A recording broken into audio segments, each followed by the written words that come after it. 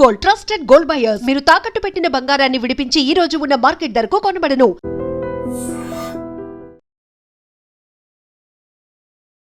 నమస్కారం, welcome to I dream. ధర్మ మార్గం విత్ విజిత కార్యక్రమానికి స్వాగతం.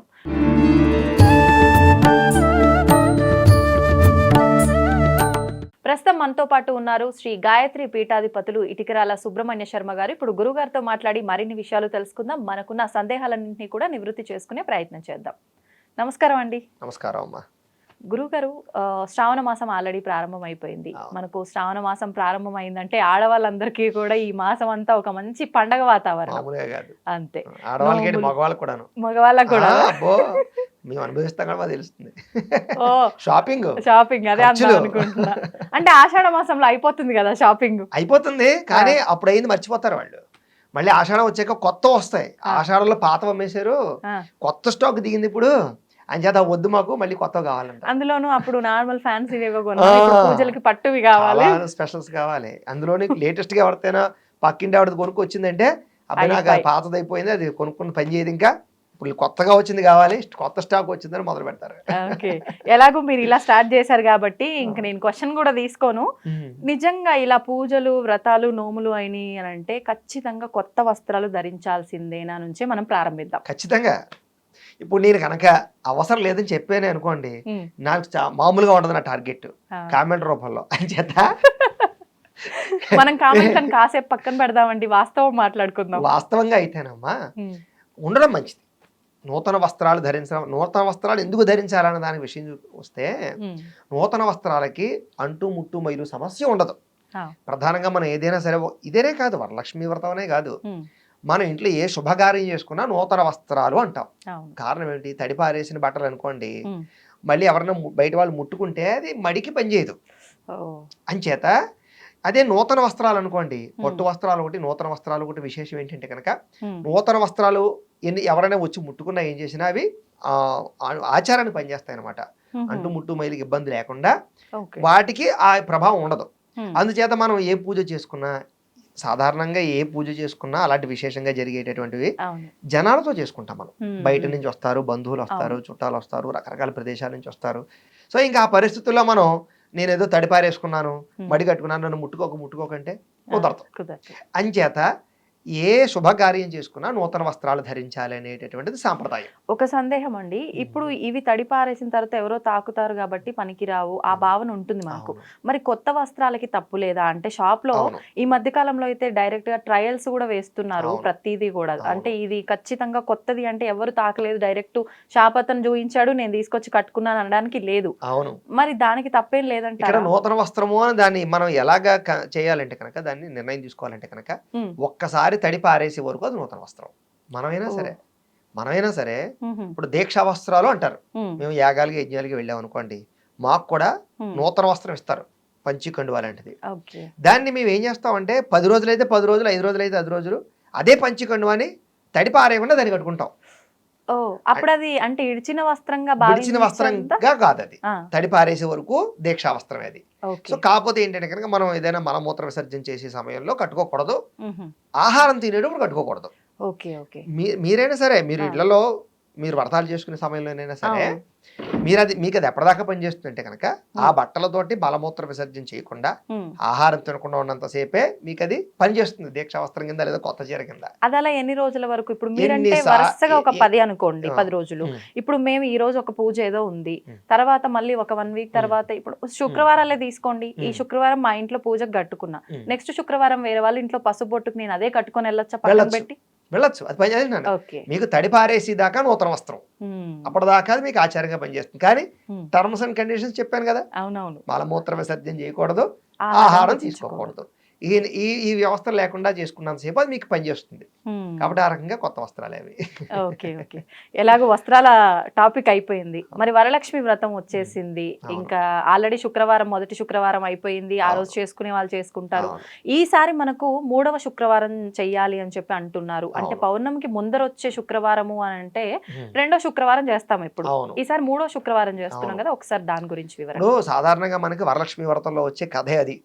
మనకి సాధారణంగా వరలక్ష్మి వ్రతంలో ఉండే కథ ఏంటంటే కనుక, చక్కగా మనకి చారుమతి అనే స్త్రీ ఉంటుంది, చాలా మహాపతివ్రత ఆవిడ, పతివ్రత అంటే ఏంటి అంటే కనుక భర్తని అత్తమామని సేవిస్తూ ఉంటుంది ఆవిడ, ఓకే. భగవంతుని ఆరాధన చేస్తూ ఉంటుంది. కుండెనమ్మనే ఒక పట్టణం, అదేంటి బంగారు ప్రాకారాలు, ఆ వజ్ర వైడూర్యాది ఐశ్వర్యాలతో కూడుకున్నటువంటి పట్టణం అది. కానీ విచిత్రం ఏమిటి, ఈవిడ మాత్రం వేద స్త్రీ, బ్రాహ్మణ స్త్రీ, ఏమీ లేదు ఇంట్లో. కానీ ఆవిడ దగ్గర ఉన్నది ఏంటి, ధర్మం, దేవతా భక్తి, ఇది ఉంది. కాబట్టి చారుమతికి రాత్రి కల్లో కనపడింది. కనపడి ఓ చారుమతి, నేను వరలక్ష్మీదేవిని, నీ భక్తికి మెచ్చి నీ యొక్క పాతివ్రత్య ధర్మానికి మెచ్చి నేను కల్లో ప్రత్యక్షమయ్యాను. నువ్వేం చేస్తావంటే శ్రావణ పౌర్ణమికి ముందుగా వచ్చేడు శుక్రవారం నాడు నువ్వు నన్ను కనుక పూజిస్తే నీకు సౌభాగ్యాన్ని కలగజేస్తాను, సకల ఐశ్వర్యాలు కలగజేస్తాను అని కల్లో కనపడి చెప్పింది. ఇక్కడ కథలోనే చెప్పింది. కథలో ఏముందంటే కనుక పౌర్ణమికి ముందుగా వచ్చే శుక్రవారం అని స్పష్టంగా వరలక్ష్మీదేవే చెప్పింది చారుమతికి. సో కాబట్టి ఇక్కడ మనం కూడా అర్థం చేసుకోవాల్సింది ఏంటంటే పౌర్ణమి ముందుగా ఎన్ని వారాలు వస్తాయి, ఎన్ని వారాలనే లెక్కలోకి రాదు. పౌర్ణమి ముందుగా వచ్చే వారాలన్నీ పనిచేస్తాయి పూజకి. కానీ వరలక్ష్మి వ్రతం అనేటటువంటిది ఎప్పుడంటే కనుక ఈవేళ పౌర్ణమి, నిన్న వరలక్ష్మి శుక్రవారం వచ్చింది, నిన్నే లెక్క. ఒకవేళ ఈవేళ పౌర్ణమి, ఈవేళ శుక్రవారం వచ్చింది అనుకోండి, ఇది కూడా లెక్కలోకి రాదు. ఈవేళ పౌర్ణమి, ఈవేళ శుక్రవారం వచ్చింది, ఇది కూడా లెక్కలోకి రాదు. దీని ముందర అయిపోయిన శుక్రవారం, దీని ముందర పౌర్ణమి ముందుగా వచ్చేది అనేటటువంటిదే ఇక్కడ అండర్లైన్. మరి ఇప్పుడు కొన్ని సందర్భాల్లో పౌర్ణమి ఈ రోజు ఉందనుకోండి, ముందర శుక్రవారం చేసుకుందాం అనుకున్నాము, అనివార్య కారణాల వల్ల ఆటంకం కలిగింది, మరి తర్వాత పనికిరాదు అని అంటే ఇంకా ఇయర్ వదిలేయాలా, చేసుకోవచ్చా? అందుకనే ప్రస్తుత కాలంలో ఏం చేస్తున్నారు అంటే కనుక పౌర్ణమి ముందుగా వచ్చే శుక్రవారాన్ని ముందుగా ఇంకో శుక్రవారం వస్తుంది చూసారా. అదృష్టం ఏంటంటే ఈ సంవత్సరం 3 వచ్చేసాయి, సాధారణంగా 2 వస్తుంటాయి. కాబట్టి వాటిని వినియోగించుకుంటూ ఉంటారు ఇలాంటి స్త్రీలు. ఏదైనా మనకి డేట్ వచ్చే సమయం ఉన్నా, ఏమైనా ఇబ్బందులు ఉన్నట్టు వాళ్ళు ఏం చేస్తారంటే కనుక అప్పటికి నాకు అవ్వదు, ఆ రోజు అవ్వదు కాబట్టి ఇంకా ఇది కూడా పౌర్ణమి ముందుగా వచ్చే శుక్రవారం లెక్కలోకి వస్తుంది కాబట్టి దాన్ని ఆచరించుకుంటారు. కానీ శాస్త్రం ప్రకారంగా అయితే కనుక అదే లెక్కలోకి వస్తుంది. అంటే అవకాశం ఉంటే మనకి ఖచ్చితంగా చేసుకోవాల్సినటువంటిది వరలక్ష్మీదేవి సాక్షాత్తు చెప్పింది కాబట్టి అదే చేసుకోవడం ముఖ్యం ముందర.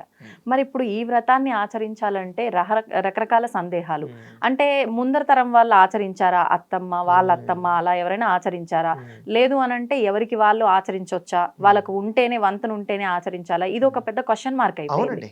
ఎలా అండి? అవును, ఇప్పుడు ప్రధానంగా అదే చెప్తున్నాను. అప్పటిదాకా ఈ కథలోనే వరలక్ష్మీదేవి అత్తగారు మామగారు ఆచరించారా పూర్వం ఎవరైనా, వాళ్ళ తర ఆచరించారా? వరలక్ష్మీదేవి కనపడి చెప్పింది. కథలో కొంచెం ఎదరికెళ్దాం. అప్పుడు రాత్రి కలలో చెప్పేసింది. చెప్పిన తర్వాత వెంటనే అక్కడే కలలోనే ప్రదక్షిణ పూర్వక నమస్కారం చేసింది చారుమతి. చేసి కళ్ళు తెరిచి చూసేసరికి వరలక్ష్మీదేవి కనపడలేదు. ఇంటికి 4 మూలలా వెతికింది, ఎక్కడా అమ్మవారు కనపడలేదు. ఓహో నేను కలగన్నాను అనుకుంది. రాత్రి నిద్ర పట్టలేదు, పొద్దునే లేచి అత్తగారికి మామగారికి భర్తకి చెప్పింది. చాలా మంచి విషయం, మంచి కళ వచ్చింది నీకు, సరే భగవంతుడే సాక్షాత్ చెప్పాడు కాబట్టి నువ్వు ఆచరించు అని చెప్పారు. ఆవిడ ఏం చేసింది, ఇక్కడ వినాలి, ఆవిడ ఏం చేసింది ఇంటి చుట్టుపక్కల వాళ్ళు కూడా చెప్పింది. ఇప్పుడు మనలాంటి వాళ్ళు అనుకోండి, నీకు ఏదో పలానా పూజ చేస్తే నువ్వు కుబేరుడు అయిపోతావు అంటే ఎవరికి తెలియకుండా తలుపు వేసుకుని చేసేస్తావు, చెప్పరు. కానీ ఆవిడ అలా కాదు, ఆవిడ ధర్మాత్మురాలు కాబట్టి నాకొచ్చిన సౌభాగ్యం నాలా ఉన్న ప్రతి స్త్రీకి రావాలనుకుంది. చుట్టుపక్కల అందరు స్త్రీలకి చెప్పింది. అందరు స్త్రీలు కూడా సరే ఎక్కడెక్కడో చేసుకుంటే మీ ఇంట్లోనే చేసుకుంటాం అని అందరూ వరలక్ష్మి ఇంటికి వచ్చి శుభ్రంగా ఇల్లంతా శుభ్రంగా కడిగి ఆవు పేడతో అలికి ముగ్గులు పెట్టి సగ్గరం బ్రహ్మాండంగా ఓ పంతులు గారిని తీసుకొచ్చి బ్రహ్మాండంగా పూజ చేసి ఓ ప్రదక్షిణం చేసేసరికి గల్లుమని పట్టీలు కనపడ్డాయి, ఆభరణాలు కనపడ్డాయి. ఆహా ఇదంతా వరలక్ష్మీదేవి అనుగ్రహం. 2వ ప్రదక్షిణం చేసేసరికి ఒళ్ళంతా ఆభరణాలు. ఓహో ఇదంతా వరలక్ష్మీదేవి అనుగ్రహం. 3వ ప్రదక్షిణం చేసేసరికి ప్రతి ఇంట్లో కూడా ఐశ్వర్యంతో నిండిపోయింది, సౌభాగ్యంతో. అంతేకాదు అప్పట్లో వాహనాలు ఏంటి, ఇప్పుడు బెంజ్ కార్లు అవి ఎలాగో అప్పుడు గజవాహనం అలాగే, ఇప్పుడు మామూలు కారు ఎలాగో అప్పుడు అశ్వవాహనం అలాగనమాట. వాహనాలతో నిండిపోయింది. వాళ్ళ ఇళ్ళ నుంచి వాహనాలు కూడా వచ్చేసి ఇక్కడ నుంచి ఉన్నాయి. అంటే వాళ్ళకి సకల సౌభాగ్యాలు వాహనాలు వచ్చేసాయి అనమాట. అప్పటి నుంచి ప్రతి స్త్రీ కూడా మానకుండా ఈ వరలక్ష్మి వ్రతం ఆచరించడం ప్రారంభం చేశాయి. మరి వాళ్ళ అత్తగారు చేయలేదు, వాళ్ళ మామగారు చేయలేదు కదా. సో ఇక్కడ మనం దీన్ని బట్టి అర్థం చేసుకోవాల్సింది ఏమిటంటే ఈ వరలక్ష్మి వ్రతానికి ఆనవాయితీతో పని లేదు, మన పూర్వీకులు చేశారా అనే దానితో సంబంధం లేదు. లక్ష్మీదేవి చేస్తే సౌభాగ్యం వస్తుందని చెప్పింది కాబట్టి ఎవరైనా ఈ వ్రతాన్ని ఆచరించి సౌభాగ్యాన్ని, ఐశ్వర్యం కావాలి, సౌభాగ్యం కావాలంటే ప్రతి స్త్రీ ఆచారాన్ని వేరే సాంప్రదాయంతో సంబంధం లేకుండా చెయ్యొచ్చు. ఇప్పుడు అంటే మొదటి ప్రదక్షిణకు ఒక రకమైన సంపద, రెండో ప్రదక్షిణకు ఒక రకమైన, మూడో ప్రదక్షిణకు ఒక రకమైన, అంటే ఇది మన పురాణాల్లో మనకు చెప్పింది ఒక ఉదాహరణగా తీసుకొని మనం చేసుకోవాలి అన్న ఉద్దేశంతో, అంటే ఈ రకంగా అయినా చేస్తారు అనే ఉద్దేశమా, నిజంగా ఇవన్నీ కలిసి వస్తాయనా? అయితే ఒకటి గుర్తుపెట్టుకోవాలి ఇక్కడ, ఒక మనిషి యొక్క భక్తి తత్పరత ఎంత తీవ్రంగా ఉండేది అంటే, మన పూర్వీకులు మనకి రామదాసు కాలంలో కానీ అన్నమాచార్యుల కాలంలో కానీ వాళ్ళకి భగవంతుడు ప్రత్యక్షమయ్యాడే లేదా, వాళ్ళందరూ వాళ్ళే గోరుముద్దలు తినిపించారా లేదా, అవన్నీ మనం వింటున్నామా లేదా? మా సాక్షాత్ వెంకటేశ్వర స్వామి అనంతటి వాడు అక్కడ ఆయనతో ఆ పాచికలు ఆడాడా లేదా? ఈ కారణం ఏంటి? వాళ్ళ భక్తి అంత గొప్పది కాబట్టి భగవంతుడే ప్రత్యక్షమయ్యే స్థాయికి వెళ్ళిపోయింది. అప్పట్లో వరలక్ష్మీదేవి మీద ఉన్న భక్తి సాక్షాత్తు అమ్మవారు ప్రత్యక్షమయ్యే స్థాయికి, అంత ఆభరణాలు వచ్చే అంత స్థాయిలో వాళ్ళ భక్తి, వాళ్ళ పూజ ఉండేది. కానీ ఇప్పుడు మనం ప్రత్యేకంగా కోరిక కోసం చేసుకుంటాం. వాళ్ళు అక్కడ అలా చేయలేదు, వరలక్ష్మీదేవి మీద భక్తితో చేశారు, తెలియకుండా వచ్చింది అది. వాళ్ళు తెలుసా, ఈ ఒక ప్రదక్షిణ చేస్తే బంగారు ఆభరణాలు వస్తాయని, రెండో ప్రదక్షిణ చేస్తే ఒళ్ళంతా నగలు వస్తాయని తెలిసి చేయలేదు. అక్కడ భక్తి అమ్మవారు కనిపించి చెప్పింది చెయ్యాలి అన్న భక్తి తప్ప ఏం లేదు. భక్తితో చేయడంతో ఏమైనా ఇస్తారు. అయితే ఇంకొక విషయం ఇక్కడ కనిపించి అంటే ప్రత్యక్షంగా అప్పటికప్పుడు ఇన్స్టెంట్గా వచ్చేవి వేరు, తెలియకుండా వచ్చేవి వేరు. ఇప్పుడు చాలా మంది ఉన్నారు వరలక్ష్మి వ్రతం చేసిన తర్వాత వాళ్ళ జీవితంలో అప్పులు తీరిన వాళ్ళు ఉన్నారు, ఐశ్వర్యం కురిసిన వాళ్ళు ఉన్నారు, పెళ్లిళ్ళు అయిన వాళ్ళు ఉన్నారు, ఎన్నో జీవితాల్లో మార్పులు వచ్చిన వాళ్ళు ఉన్నారు. అంటే ఒకేసారి అలా మన కళ్ళ ముందల వచ్చి కనిపించేంత కాకపోయినా సంవత్సరం ఇంప్రూవ్మెంట్. సింపుల్ ఎగ్జాంపుల్ చెప్తాను మీకు. రూపు పెట్టుకుంటారు ఎందుకుని అంటే, ఒక్కసారి బంగారం రూపు ప్రారంభమైనటువంటిది అలా బంగారం ఇంకా పెరగడానికి, మొట్టమొదటిసారి రూపుతో పూజ చేసుకున్నటువంటి ఆవిడ తర్వాత వచ్చే సంవత్సరం శుక్రవారం నెక్లెస్ పెట్టుకుని, ఆ తర్వాత వచ్చే సంవత్సరం వడ్డానం పెట్టుకుని పూజ చేసుకున్నటువంటి స్త్రీలు కొన్ని లక్షల మంది ఉంటారు. ఎవరి ఎక్స్పీరియన్స్ వాళ్ళు ఇప్పుడు అనుభవించుకుంటారు. నేను చెప్పింది నిజమా కాదా చూసుకోండి. వాస్తవం అండి, చూసుకోండి, గమనిస్తూ ఉంటాం కదా. అంతే, అది లక్ష్మీదేవి అనుగ్రహం. అంటే మీరు కథలో చెప్పినట్టుగా ఇలా తిరిగేసరి టింగ్ మనకి సినిమాల్లో ప్రత్యక్షమైనట్టుగా గ్రాఫిక్స్ గా జరగకపోయినా ఈ కాలంలో దాని ప్రభావం మనం ఖచ్చితంగా కాలంలో చూస్తాం. అంటే ఇది కలికాలం కాబట్టి మీరు అన్నట్టుగా అంత భక్తి ఉండడం తక్కువ, ఉన్నప్పటికీ కొన్ని ఆలస్యంగా అవుతాయి కానీ ఒకేసారిగా మనకు అది తెలియదు. అంటే మనం ఆ కథలో ఉండే వృత్తాంతాన్ని అర్థం చేసుకుని మనం భక్తిగా పూజ చేయాలి తప్ప, మనం ఇలా ఆ కథలో జరిగినట్టే మన నిజ జీవితంలో జరుగుతుంది టింగ్ మనకు అన్ని వచ్చేస్తాయి అనుకుంటే అలా అవ్వదు. మరి అంతా బాగుంది. అసలు ఈ వ్రతం ఎందుకు చేసుకోవాలి, చేసుకుంటే ఫలితం ఏంటి మాట్లాడుకున్నాం, ఎలా చేసుకోవాలో కూడా వివరించండి. ఖచ్చితంగా ఈ వ్రతం చేసుకోవడానికి ముఖ్యంగా ఏంటంటే కనుక, మనకి వ్రతాల కథలో చెప్పినట్టుగానే ముందు రోజు చక్కగా ఇల్లంతా శుభ్రంగా కడుక్కుంటాము.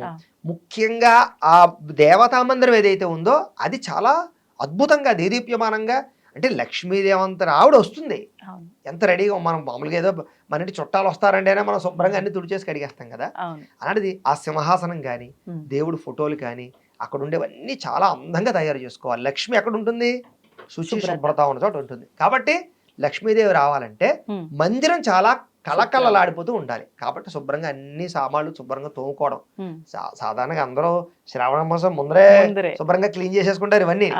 దాంతో పాటుగా ఏంటంటే కనుక శుభ్రమైనటువంటి పుష్పాలతో అలంకారం చేయాలి. ఇక్కడ పుష్పాల దగ్గరికి వచ్చేసరికి ఏముందంటే బంతి పూలు, రకరకాల పూలతోటే డెకరేషన్ చేస్తారు, గడ్డి పూలు, చెత్త చెదారంతో. అస్సలు అలా చేయకూడదు. ఎప్పుడైనా సరే మందిరంలో సువాసన రావాలి. జాజి పూలు, మల్లెపూలు, గులాబీ, ఇలా ఏదైనా సువాసన వచ్చేటటువంటి పూలతోటి డెకరేషన్ చేసుకోవాలి. అక్కడ ఆ మందిరంలో కూర్చున్నామంటే మనం ఒక పాజిటివ్ వైబ్రేషన్స్ ఎలా వస్తాయి మనకి చూడండి. మీరు మంచి స్మెల్ పీల్చండి, మీ స్ట్రెస్ రిలీఫ్ అవుతుంది ఖచ్చితంగా కదా. మంచి గంధం వాసన వస్తుంది మీకు ఎక్కడి నుంచో, తెలియకుండా స్ట్రెస్ రిలీఫ్ అవుతుంది. ఇప్పుడు మీకు ఆయుర్వేద పరంగా కూడా చూసుకున్నా, రాత్రి నిద్ర పట్టనటువంటి వాళ్ళకి గోరింటాకు వాసన పీల్చినా, లేకపోతే గంధాన్ని వాసన పీల్చిన, ఇలా కొన్ని ఉన్నాయి. వాసన పీలిస్తే నిద్ర బాగా పడుతుంది అంటారు. కారణం ఏంటి, బ్రెయిన్ స్ట్రెస్ రిలీఫ్ అవుతుంది. అర్థమైందా? సో మనకి పుష్పాలలో ఉండే గొప్పతనం ఏంటి, దైవానికి పుష్పానికి ఉండే సంబంధం ఏంటంటే, మనకి తెలియకుండానే మనలో ఉండేటటువంటిది ఏదైతే ఒక రకమైనటువంటి వేడుందో, లేకపోతే కోరికలు ఉంటాయో, లేకపోతే ఈ కలత ఏదైతే ఉంటుందో ఆ వాసనకి కూలవుతాయి. మనం పూజ చేసుకోవాలంటే చాలా కాన్సన్ట్రేషన్ గా, డిస్టర్బెన్స్ లేకుండా చేసుకోవాలి. ఆ పరిస్థితి నా వాసన కలగజేస్తుంది. అయితే మందిరం పుష్పాలతో అందంగా డెకరేషన్ చేసుకోవాలి. దాంతోపాటు ముఖ్యంగా వరలక్ష్మి అమ్మవారికి ఇష్టమైన కొన్ని పుష్పాలు ఉంటాయి. లక్ష్మీదేవి ఎందులో ఉంటుంది మనకు తెలుసు కదా, తామరలో ఉంటుంది ముఖ్యంగా. సో తామర ఖచ్చితంగా తెచ్చుకోవడం. అలాగే ముఖ్యంగా ఇంకా గులాబీ పువ్వులు కానీ, తామర పువ్వులు, కలువ పువ్వులు, అలాగే తెలుపు రంగు పుష్పాలు, ఇలాంటివన్నీ ఏవైతే మీకు లభ్యమవుతాయో అవన్నీ కూడా తెచ్చుకోవచ్చు. ఇవన్నీ తెచ్చుకుని దాంతో పాటుగా నైవేద్యాలు ఒకటి చాలా ఇంపార్టెంట్. అంటే 9 నైవేద్యాలు పెట్టాలంటే 9 కానీ 5 కానీ 3 కానీ మన ఓపిక. అమ్మవారిని పెట్టకపోతే కుదరదని ఎక్కడా చెప్పలేదు. అని చేత మన ఓపిక, అది కూడా మన భక్తి, అది కూడా చెప్తున్నాం కదా, మన శ్రద్ధా భక్తి ఇక్కడ ముఖ్యం. కాబట్టి మీ ఓపిక, మీకు ఎన్ని చేయగలిగితే అన్ని చేసుకోవచ్చు.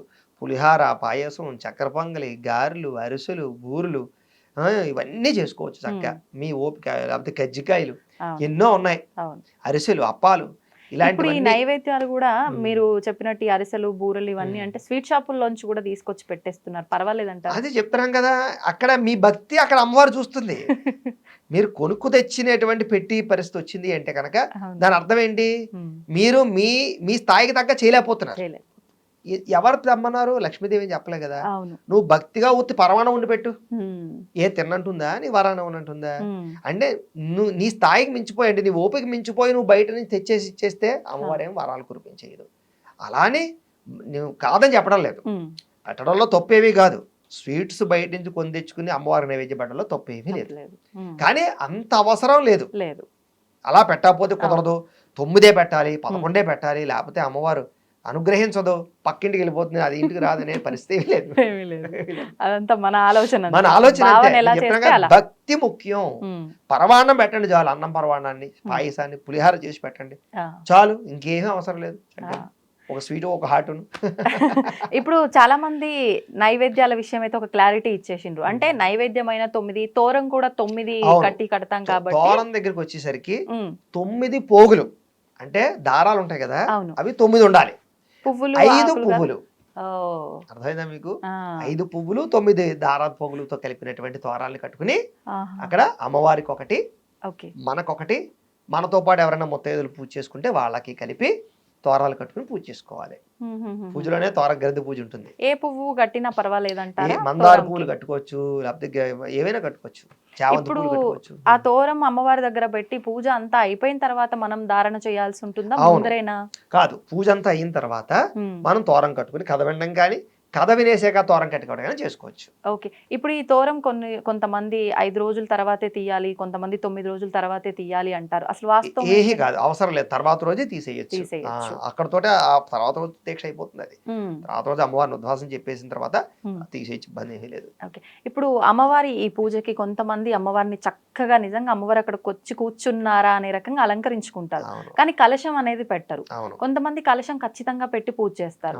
కలశం ఉండాలా, అవసరం లేదు? అదే చెప్తున్నాను, ఇక్కడ కలశ లేకుండా ఆరాధన చేసుకున్నా నష్టం ఏమీ లేదు. కానీ కలశ పెట్టుకోవడం వల్ల వచ్చే సమస్య ఏంటి? ఫస్ట్ ఆఫ్ ఆల్ ఏంటి సమస్య ఏంటి?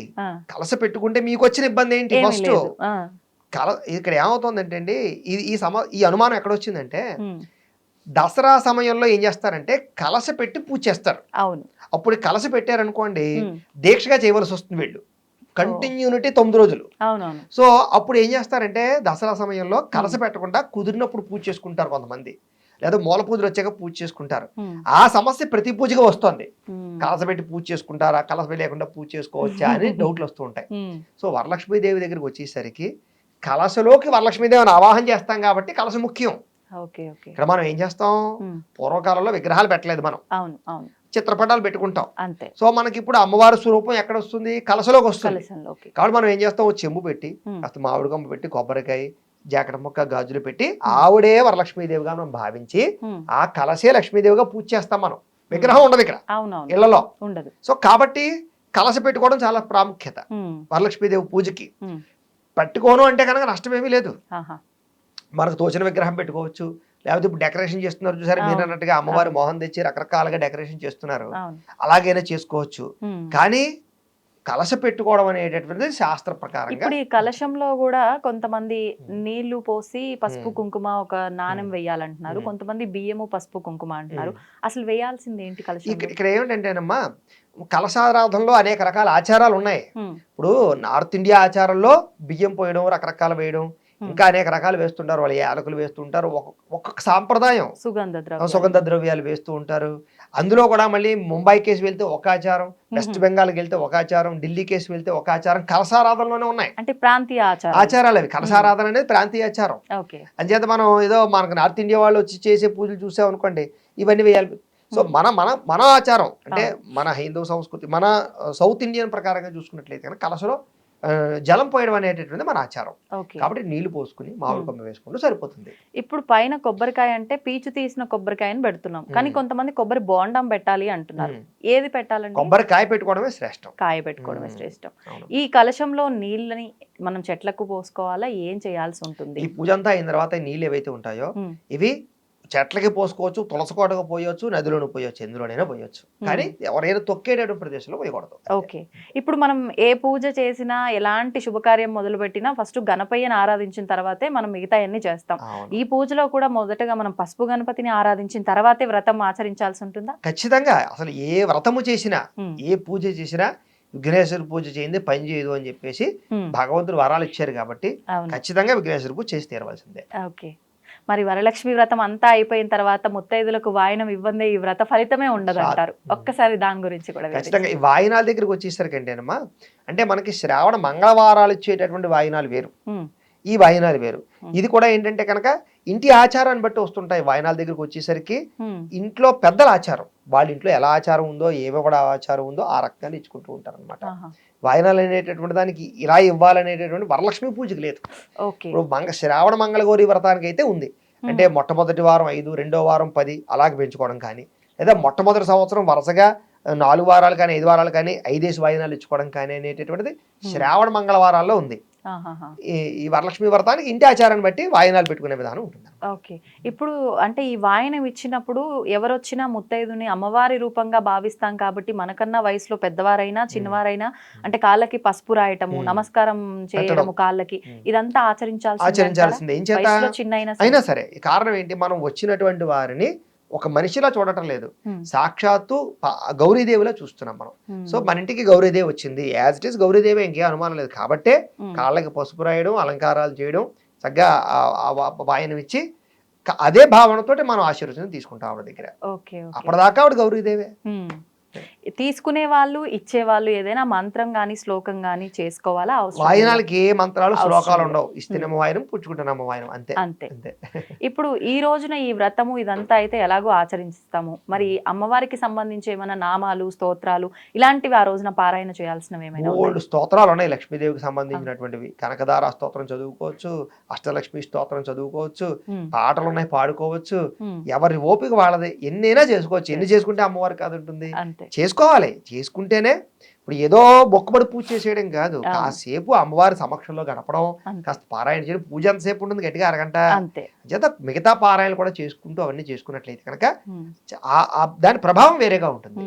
ఇప్పుడు ఈ పూజ పురోహితుల సమక్షంలో ఆచరించాలా, ఎవరికి వారైనా పుస్తకం దొరుకుతుంది కాబట్టి ఆచరించుకోవచ్చు అంటే? ఖచ్చితంగానమ్మా. ఇది చాలా పెద్ద ఇంపార్టెంట్, పెద్ద సమస్య, పెద్ద క్వశ్చన్ ఇది.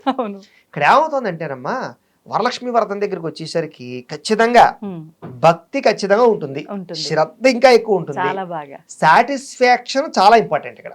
ప్రతి ఒక్కరు చూడండి, ఎవరైనా ఏ స్త్రీ అయినా సరే వరలక్ష్మి వ్రతాన్ని చాలా కాన్సన్ట్రేషన్ గా చేస్తారు, రాజీ పడరు ఎందులోనూ కూడా. వాళ్ళు చాలా లైఫ్ లో సంవత్సరంలోకి ఇంపార్టెంట్ వ్రతం ప్లానింగ్ ఉంటుంది. ఆ సంవత్సరంలో ఇంపార్టెంట్ వ్రతం వాళ్ళకి వరలక్ష్మి వ్రతం. సో ఆ సమయంలో వాళ్ళకి అన్ని దొరుకుతాయి వీళ్ళకి. కానీ ఎక్కడ డిసప్పాయింట్ అవుతారంటే పురోహితుడు దొరకని విషయంలోనే. కానీ దురదృష్టం ఏంటి, లక్షలలో చేసుకునే వాళ్ళు ఉన్నారు, పురోహితులు 100లో ఉన్నారు. సో ఇప్పుడు అంతమందికి ఎలా పురోహితులు చేయించగలరు? సో పాపం పురోహితులు దొరికితే నిజంగా చాలా అదృష్టవంతుడు వాడు. నిజంగా ఆ రోజు పురోహితుడు దొరికితే అదృష్టవంతుడు. కొంతమందికి ఆ పురోహితులు దొరికినా కూడా వీళ్ళకి కొంతమంది సాటిస్ఫాక్షన్ అవరం. ఎందుకంటే ఇలా చేయించే పురోహితులు, అంటే పర్ఫెక్ట్ గా చేయించే పురోహితులు అలవాటు అయిపోయిన వాళ్ళకి ఏం చెప్పని కొంచెం సాటిస్ఫై అవ్వరు. కొంతమంది ఏం చేస్తారంటే ఫస్ట్ నుంచి కూడా ఇంక పురోహితులు దొరకరా బాబు అనుకుని అలవాటు అయిపోయిన వాళ్ళు, తల్లిదండ్రుల నుంచి అలవాటు చేసుకున్న వాళ్ళు, పుస్తకం చూసి చదువుకోవడం అలవాటైన వాళ్ళు ఉంటూ ఉంటారు. అయితే ఈ మధ్యకాలంలో ఈ మీడియా మాధ్యమాలు వచ్చిన తర్వాత మాలాంటి వాళ్ళం ఈ వ్రతాలు చేయడం, అవి చూసి చేసుకోవడం చేసుకుంటూ ఉన్నారు.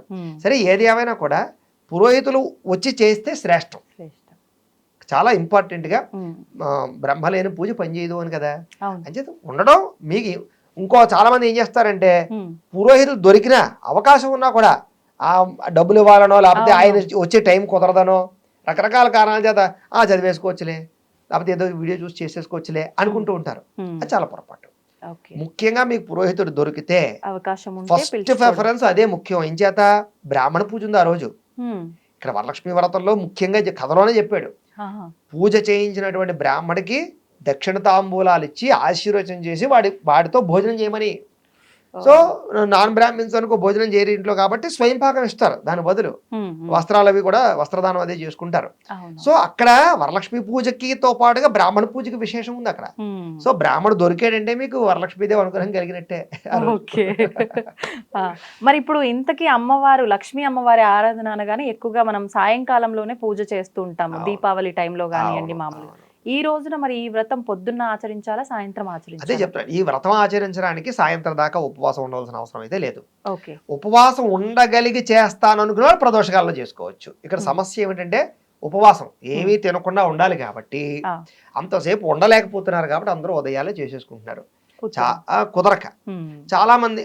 ఇంకో విషయం ఉంది, వాళ్ళు ఒక్కళ్ళే కాదు కదా, అవును. ఇప్పుడు నైవేద్యం పెట్టేదాకా ఇంట్లో వాళ్ళ వరకే ఆ ప్రసాదాలు కానీ ఆగాల్సిందే. ఆహారం కానీ తినడానికి ఉండదు. అవును. సో ఇవన్నీ పెద్ద సమస్యలు. ఉమ్. అందుచేత ఏంటంటే ఉదయాన్నే చక్కగా పూజ చేసేసుకుని భక్తిగా ప్రసాదం తీసేసుకోవడం అనేటటువంటిది అవస్థ వస్తుంది. కానీ అది ఉత్తమం. చేసుకోగలిగితే ప్రదోషకాలం వరకు కూడా ఉపవాసం చేసుకున్నా ఇంకా విశేషం. ఉమ్. ఇప్పుడు ఒకవేళ పొద్దున్న పూజ చేసుకున్నాం అనుకోండి, ముత్తైదువులకి ఒకవేళ ఈవినింగ్ వాయినాలు ఇవ్వాల్సి వస్తే తినొచ్చా? తిన్న తర్వాత పని ఇవ్వచ్చా? చేయదు. పని చేయదు. భోజనానికి ముందరే ఇచ్చేసుకోవాలి.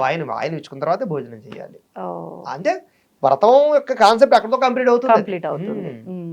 మధ్యలో బ్రేక్ ఇచ్చి భోజనం చేసి పడుకుని ఖాళీగా ఉండబడిస్తారంటే అలా కుదరదు. ఓకే. ఓకే. సంతోషం గురుగారు, చాలా చక్కటి వివరణ ఇచ్చారు. చాలా సంతోషం. ధన్యవాదాలండి. ధన్యవాదాలు. నమస్కారం. దీన్ని తవ్వండి, తవ్వుతూనే శివలింగం. పరమాత్మకు జీవా సరే దాన్ని అట్లా కప్పేసేయండి, చూపించదండి. Krishna is there. మూర్తి పూజ కాదు, సాక్షాత్ బ్రజేంద్ర నందన భగవాన్ ఉన్నారు మూర్తిలో. ఏమీ ఆశించకుండా ఆరాధించే వాళ్ళు కూడా ఉన్నారా ప్రభుజీ? నిజమైన భక్తి అంటే మనకు తెలియదు కాబట్టి